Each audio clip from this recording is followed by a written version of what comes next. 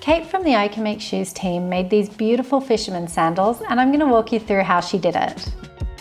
She began by drawing the design onto the shoemaking last and then turning them into her paper patterns.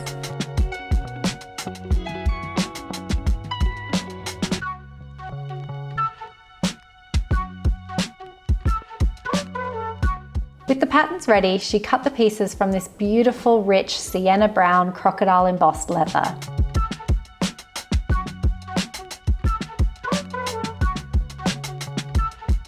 For the lining, she used a lighter brown calfskin, so the sandals would be lovely and soft on the inside.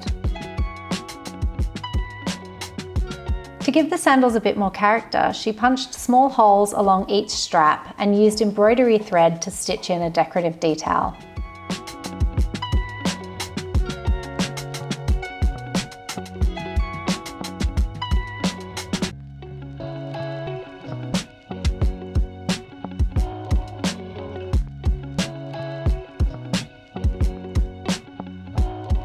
The straps were then lasted and secured in place through the insole board, which she'd also padded with foam for extra comfort and covered with the same lovely soft lining leather.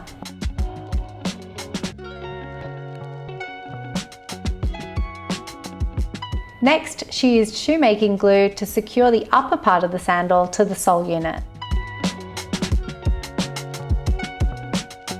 From simple pattern pieces to a finished pair, every stage was done by hand. Then there was only one thing left to do, and that was to try them on.